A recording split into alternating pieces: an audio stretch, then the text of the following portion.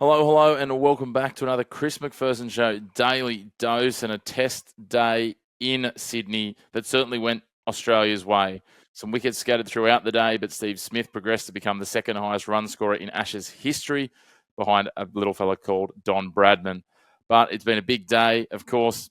To unpack a big day, we need a big personality. We've got Clem back. Clem, good to have you after you might have got a bit too warm in the sun on day two, mate. Yeah, mate. Probably got a bit carried away yesterday. I got through about an hour this morning and then decided it was time to pull the pin. But a lot of fun was had by all, and I got to see a fair bit of good cricket. So it was a really good day down there. A couple of days down there. Yeah, well, as I said yesterday, I was robbed of Trav getting that century in a session yesterday afternoon. Mm. You got to see it this morning. But of course, if people want to see all of our content each and every day, the best way to do so is to hit like on the video and subscribe. Hit the bell notification as well. And you can catch us across your social media too, at The Chris Mack Show. But, mate, let's start at the top. And it was, we resumed, and Michael Neser was the thorn in the side of the English. Mm. He managed to get him to burn some reviews rather recklessly, and there was a lot of us, certainly in our chat groups. I know the one that I'm in with you and a couple of others, there was a lot of giggles and chuckles going on about it, just how much of a nuisance he was providing. Yeah, I mean, look, he's not a bad stick, to be honest. So as far as not watching him go, you can't really get much better. It was kind of bad management from Stokes to burn two reviews on him. You sort of have to back your bowlers to keep creating chances and get him out, But Stokes hit him late yesterday and hit him on the elbow and caused him a bit of grief. And he was trying to do the same again today. He pushed up over 140 quite a lot when he was bowling some bumpers to him, and but Nisa stuck around long enough to really, really piss them off, I think. Yeah, well, that's it. I mean, he wasn't really going anywhere fast for a big chunk of it, and he put a few runs on late before he did depart. You talk about reviews, and, I don't want to put the horse before the cart and get to Usman too early in, but bad reviews were the order of the day. Yeah, that was shocking. I mean, we can unpack it a bit more later, but that was pretty average. And looking at the state of this game, it might be the last time he gets to bat in a Test match, so it wasn't the most gracious way to go out.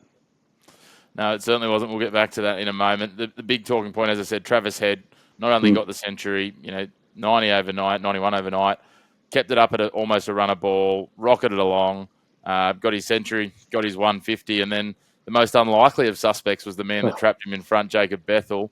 We had seen a couple of wickets pass by that point, obviously, or one wicket pass because Neser had gone, and then it was Head as he and Smith partnered, and it looked before he got out like the two of them were probably going to steer us to about 750 at some stage. Yeah, it sort of come out of nowhere, didn't it? I mean, Jacob Bethel comes in. He was bowling in tandem with Will Jacks in a game where we didn't pick a frontline spinner. Head plays high risk, high reward cricket. He got away with a couple earlier, had some bad drops from the English, but he premeditated that shot, and Bethel just put the ball in the right spot. I wouldn't say it had his name on it, but the way he plays, you always know you're not too far away if you keep probing away. You know what I mean? Well, it certainly wasn't a cheap mistake by Will Jacks, but when he dropped him earlier in the innings, but he would have been very relieved because, as I said, Travis Head by that point was starting. He wasn't chanceless, but he was looking well and truly in control. And I think there was a few statisticians that were starting to look at him passing his highest score and maybe chalking up his first ever double ton. Yeah. Well, just on that, I think I heard he's hit 12 tons now. 7 of those times he's gone past 150, but never past 175. I think he got 170 earlier in the series. So obviously, once he gets past 100, he definitely goes on with it. But he probably left a double ton begging today. Yeah, I tell you what, he wouldn't be left short on a stint. But again, if he's out on the bevies, as we've seen in those, he goes hard at those and gets big numbers up too. So there's a limit to everything. But I feel like it almost feels like it's a matter of time before that double ton will come. It's just about when and where, depending on how much longer he wants to go on. But yeah, he is now starting to look prolific in terms of the run scoring in recent times. I think that takes his average up into the 43 sort of mark. He's up to nearly 4,500 test runs. When you consider, where he started and, sort of the last couple of years, it's been absolutely phenomenal. And he and Mitch Starc seem to be, getting better with age. Obviously, Travis has got a couple of years on Mitch. I think he's turned 32 just before New Year's. So, we should hopefully see Travis go around for another away and another home Ashes if we're lucky. Yeah, definitely. I think some of the stats that come out today, like going past 150 often, He's now scored a ton at every major ground in Australia, including Canberra and Hobart. The only player to ever that's hit a test ton in 7 states or territories. The only one missing is the Northern Territory, and our next test match is in the Northern Territory. So history beckons. History beckons. Now, just talking about him and Stark, they're probably neck and neck for player of the series, do you think? Yeah, I think that'd be close. I'd probably lean to Stark because of what he's had to do in the absence of some of the other players. I guess Trav's had a couple of probably Adelaide was a bit match defining. Even this one, the shine's probably going to be taken off a bit. Allowing the Australia going to win because Steve Smith's also turned up. Those sorts of things, but yeah, look, it's not by much, and there's a part of me that likes to see the bowlers because I feel like the batters, when it's a flip of the coin in these, they give it to the batters. But I'd like to see Stark get it here, especially if he can do the job and that he has been doing and pick up a few more in the second innings. Yeah. I'm a bit the opposite. I think I've got Travis just ahead because it hasn't been a batter-friendly series. Stark has had to do a lot of work, but it also means that the ball in his hand more often. And a few people have said that that I was seeing online. I said that Head hasn't. This 100's come in a dead rubber, but nostalgia will still look kindly upon him. I had a bit of a look. Mitchell Johnson's famous series 12 years ago, 14 of his 37 wickets came in the 4th and 5th Tests, which were dead rubbers as well. So I don't think that's a sticking point for why he shouldn't get the player of the series. No, it's certainly not. And again, this is a guy who was unintentionally elevated to open the batting. He now averages 60 plus as an opener. So it's not too bad, is it? No, that's the other thing too. He's been pushed up the order late, and he looked right at home. And I mean, it feels like he's always been there now. Like he's spent so much time out in the middle, and he's kind of solved a problem that we thought we were going to have for a little while. Yeah, well, it's going to be a big question as to what they do from here, whether they leave him there.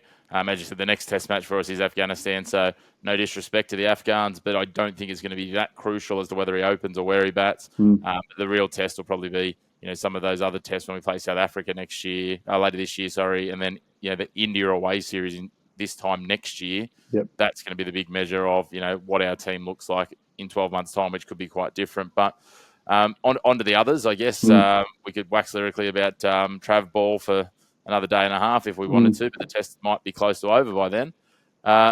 Looking at the scorecard, obviously, as we said, Steve Smith came in, and once Travis Head departed, he just carried on where Trav had left off.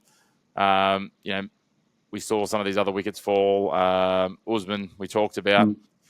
Started to look like he was getting in, and you were hoping that something big was going to happen. And as you said, this could be his final chance, and he just got beaten by one, and I don't know what he thought in terms of that review. That was, we saw some average ones yesterday, and that's just, and obviously by the English this morning.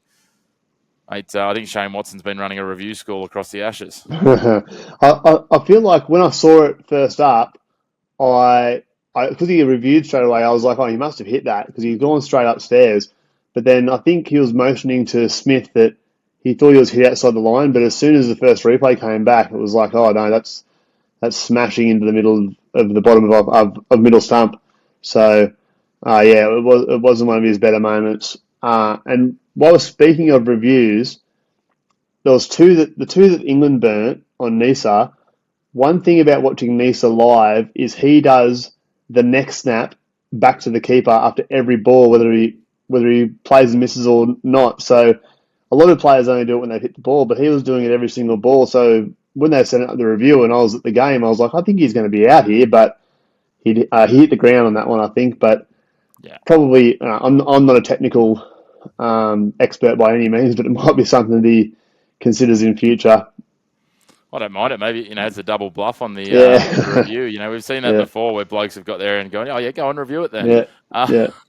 So, it's certainly going to be interesting to see what comes for the rest of the batting lineup. We get through. Alex Carey came and went pretty quickly, and Cameron Green got a start, but again, didn't go on with it. And I know you're a big fan of the next man we're going to talk about, Bo Webster. He's, as much as he wants his team to do well, he won't want Bo Webster to go on too much with this 42 not out. No, he definitely won't. One thing that came out today from listening to Grandstand was they said that the info that they were getting was that the decision was never about Webster versus Murphy. It was about Green versus Murphy. So it sounds like Webster was a lock for this test, and that Green's spot was the one that was under pressure. Now with Green, you know how I feel about him. He actually looked quite assured for a long time there today, and he sort of got himself out in the end. But I'm sick to death of hearing about how good he can be. At one stage or another, he's going to have to play to his potential, or he's not going to be in the team. If Bo Webster got picked at the same time that Cam Green initially did, Bo would have been 27 or 28 years old, and he might have played 50 tests by now. But instead, Cam Green's kept him out, and he's got to come in. And when he does come in, he does a great job, including today. Like he's, 42 to and be not, fair, 42 not out. To quote a very recent press conference from Pittsburgh Steelers coach Mike Tomlin, if my auntie had, a pair, she'd be my uncle. Yeah. So I get what you're saying. Yeah. The thing about Cameron is he's no longer a young, prodigious talent. He's now 26 right. and a half. He's not old by any means, but he's right at that prime point to go, right, you need to go back and sort your game out. Yep. And it's, the argument for me too, like Jake Weatherald, a lot of people calling for his head, and I'm like, Campbell Kellaway's probably floating about there, but no one's performing, knocking the door down. Whereas Bo Webster's coming in and performing, so the pressure's on, right? So it's an interesting point from that point of view. I don't know, I don't dislike what Cameron Green's doing. I just don't think he's putting enough of a number and a case up. He's not absolutely cleaning up bags of wickets. People can say that's Boland and Nisa, but there's opportunities in this game for him to take that next step, and it didn't happen. And then with the bat as well, if we go back through, and you have a look, like he hasn't scored a big score since that century in New Zealand, which was February last year. Yeah. And then before that, he was on the rocks as well. Like he hadn't scored a 50, I think, going back another 10 months to March the year before, when again he got the century in India. When he first came in, he got a lot of 60s, 70s, and that's exactly what you want from that role. I mean, you love every player to get centuries. Then he went on that cold run in 22, 23, and you felt that century that he got in Ahmedabad, that kind of saved him. And then he got the other century again just when he was on the rocks again. It almost felt like this was set for him to do the same thing, and perfect batting conditions for it, and he just didn't quite do it. So as I said, if Webster goes on here and gets 75 plus, I think unless something else changes in the batting lineup, or they decide to move Alex Carey to 5 and put both of them in Darwin. And again, I'm not going to take too much from a Darwin, if he was to play that one and get 100 up there against Afghanistan. But it's going to be interesting to see. I think Cameron Green's time certainly might be numbered. Again, Webster's done a good job, and the part-time bowling, Green's done a bit more, but we should have Cummins and Hazelwood back when we get to our next test series. Yeah, I guess the only thing with Green is his role has never been properly defined. He's been up and down the order. He's batted 3. He's batted down at 6, 5. He's been all over the shop. And until they clearly define his role, and he's not just sort of slotting in wherever there's a gap, he's going to have problems, a bit of an identity crisis, for want of a better word. But the thing about him is, we're talking about him like this, he's 26. And guys play cricket now till they're 36, 37. He could easily go back to Shield for 2 or 3 years. He could go and play county cricket, just focus on first class for 2 or 3 years, and still come back and play another 70 or 80 tests and carve out an incredible career. Well, you look at the numbers, right? Like he's not quite as advanced in age, but not that dissimilar to an Usman Khawaja who'd been shuffled around in different spots. Usman had played 44 tests, the whole narrative of 44 and 44, the 2 halves of his career, when he'd been in and out. Cam hasn't been so in and out, but maybe this is the chance, right? You've got 37 tests. You well and truly know what test cricket is about. Go back and dominate in the in Shield cricket and have a look at what comes from there. The other one I think that might be a little bit in the crosshairs and might have dodged some bullets because of this series so far, and again he's another one that didn't quite capitalise, and we sort of skipped past him because I touched on him yesterday, is Marnus Labuschagne. So it's going to be an interesting one. If anyone can put up some serious numbers in the second half of this Shield, I mean, he may go back and do it, because let's be honest, he did that in the first half of the Shield when he got the chance. But there's a few guys here who probably need to, make sure they're getting runs on the board in the Shield series, once they get back underway. And, Cameron Green's one of those potentially that probably just needs to go and get some more red ball cricket in and, do the hard yards. Yeah, totally agree. I think it's a perfect opportunity for him now. And if he earns a spot on that Afghanistan test, I mean, yes, it's not against your Englands or Indias or South Africa's, but a test match is a test match, and runs on the board. Like, it still goes 100 in the hundreds column, you know what I mean?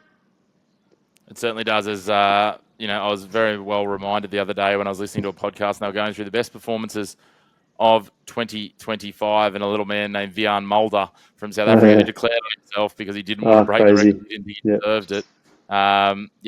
Again, so it's one of those ones. He was captaining South Africa and declared on himself. It's a weird thing, but he was the only man to score a triple century in Test cricket this year. So, speaking of big runs, I touched on it in the introduction. Steve Smith, at the age of 36, goes past Hobbs so he went past Jack Hobbs. He'd already gone past Alan Border earlier in the series for most runs in the Ashes. He now sits just over 1,300 runs behind Donald Bradman.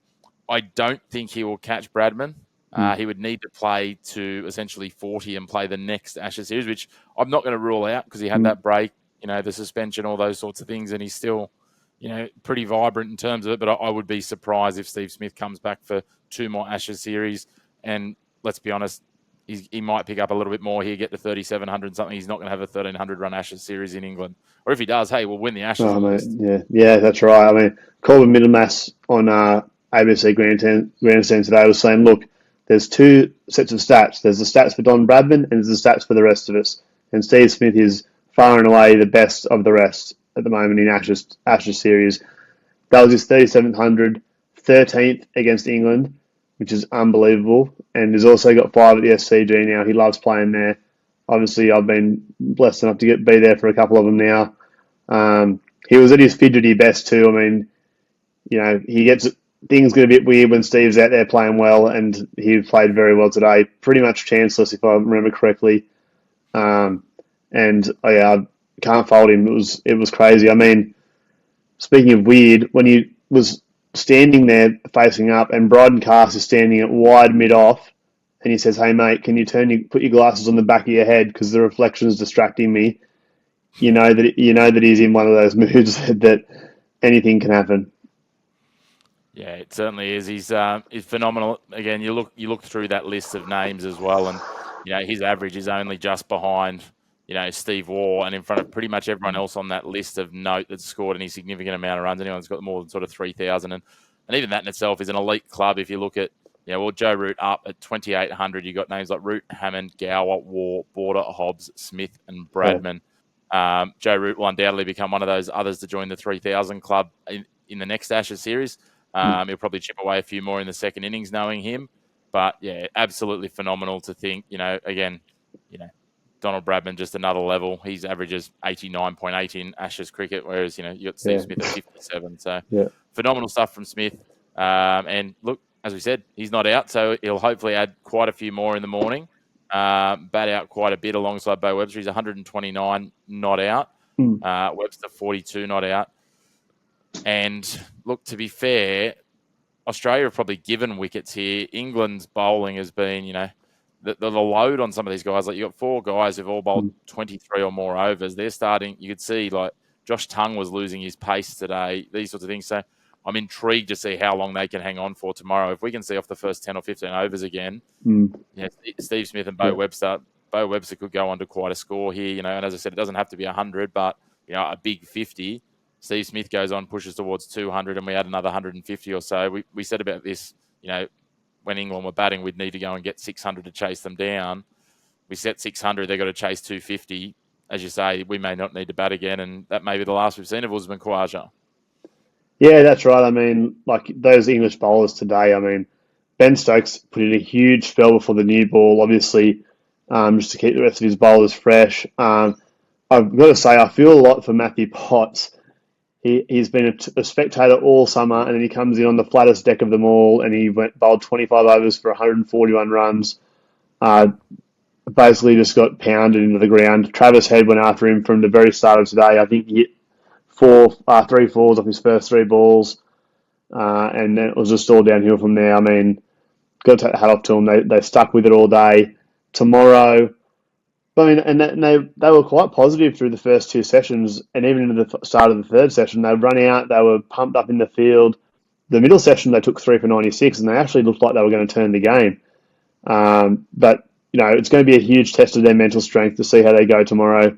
Obviously, the series is gone. It's the second last day of the tour, and they they really are in a hiding to nothing. There's nothing to gain from them. But yes, I think you're right. I think for them to have any glimmer of hope in this game is quickly fading. They need to take those 3 wickets that are left in the first hour, and then they probably need to bat all day into tomorrow and hope the pitch starts playing tricks on day 5 and set us 200 to win. But the way Smith's batting, and with Webster out there too, and then you've got Stark to come in as well. I mean, we definitely still have some bats to go.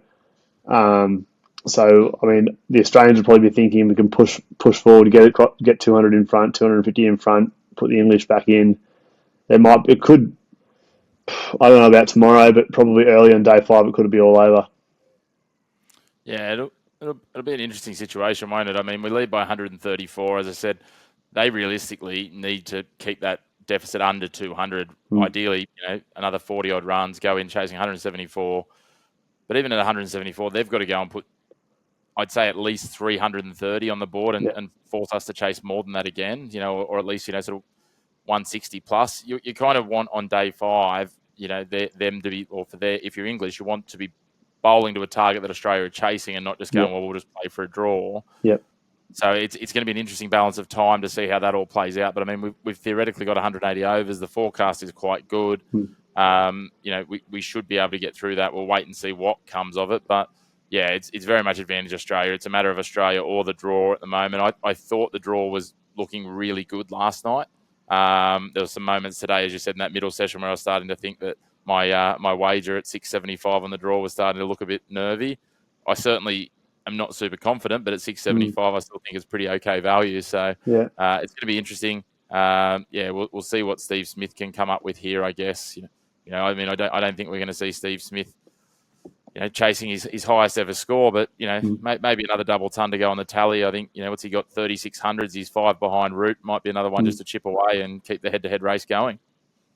Yeah, I mean, there's no reason for him to stop batting now, is there? I mean, he could conceivably make it to a double ton within the first session, and then I guess it's really just up to how they want to approach the game. I know they definitely don't want to bat last if they can help it. So, if it starts to flatten out, they could bat for a long time tomorrow and make it almost unassailable, give their bowlers a chance to come out. Now thinking, I'd love to see the Aussies go for the victory, though. I'd love to see them, send England in with a bit of tomorrow to bat, because at the end of the day, the one thing you don't want is to leave England just going, well, we're just going to defend because do a draw. Our only option is here. We're batting late on day 4. So as you say, if they can put 150 on or so, or even if they get to that 200 plus lead, I think then the message will be, whether Steve Smith's in or not, it'll be, well, let's be honest, if Steve Smith's not in, it's just going to be swing for the pickets. Mitch Stark's going to be hanging around for a long time. He'll be there for a good time, as will the next two. But yeah, that's what I'm thinking. So really looking forward to it. I think it's great to see it's got the day 4. A lot of people who bought day 4 tickets before the series will be very happy because they would have been nervy. But look, there's still 2 results in play, which is good enough for me. As you said, it's not going to alter the series. Who knows what Brendan McCullum will take from this? He's probably too busy cheating at his crosswords. But yeah, it's been an entertaining test so far, that's for sure, with some of the antics and things that have been caught up. And the last one I want to get your opinion on, Clem. Ben Stokes yesterday. Is he going to find himself in a little bit of hot water after this test? I don't know. I think it's one of those things. I mean, they're in the heat of battle. Marnus is Marnus. If he's been nagging away at him for 6 weeks now, I mean, eventually you're going to snap. I don't know that it's going to. There's not too much to be made of it. He did grab him, so then it might be something for the match referee to look at. But if Marnus is stirring him up was it about the bad light maybe? I think Marnus was just dicking about at the non-strikers end in the way that Marnus only can. So I would think that he might pick up a point or 2 in their demerit system. I don't think he'll get suspended, but I think the thing they've got to be very careful about is not being seen as the ICC to condone players making intentional contact with another player, because whilst his wasn't too outrageous, anything more than that, and if they let this go, then the next guy wants to go a little bit stronger, and next thing, as entertaining as it would be to see cricket boxing, I don't think that's going to be a good look at the game. No, definitely not. I mean, it was, especially from your captain too, it was a little bit probably over the top. But obviously, the frustrations boiled over. I'd say it's been a very, very long series for them, Stokes. And just before we go, if the game goes to day 5, if anyone gets a chance, I recommend go down there on day 5 because I went to day 5 in 2017, 2018, and the Barmy Army, it's their last day on tour, and they sang all day. They basically got the hymn book out and just went straight from the top to the bottom, and it was all unreal. So can't recommend it enough for anyone that gets a chance. Yeah, no, it sounds good, mate. Well, I certainly would if I didn't have the day job. I'd be down there. I was actually looking at ways to make it happen. Just quickly back on the demerit points for anyone who's not across those. Basically, what happens with the demerit points? Players can accrue them levels 1 through to 4. Level 1 gets 1 to 2 points. Level 2 gets 3 to 4. If you get 4 points, that results in a ban of 1 test match. So that's how it kind of works. So, again, I think you'll probably pick up a level 1, get a point or 2, and it'll be a slap on the wrist. Don't be a naughty Kiwi ginger. Back to England for you, and away we go. Yeah. That'll probably be enough. I mean, like I said, it's probably mountain out of molehill stuff. I mean, I reckon I've just worked out what Mana said to him, though. I reckon he said the Springboks are better than the All Blacks, and that's why he got upset. Yeah, probably. Kiwi chatting to each other out there in Australia versus England. Bryden Cast probably came over and wasn't sure which side to stand on. Exactly right. Well, Clem, let's get back together tomorrow and unpack day 4.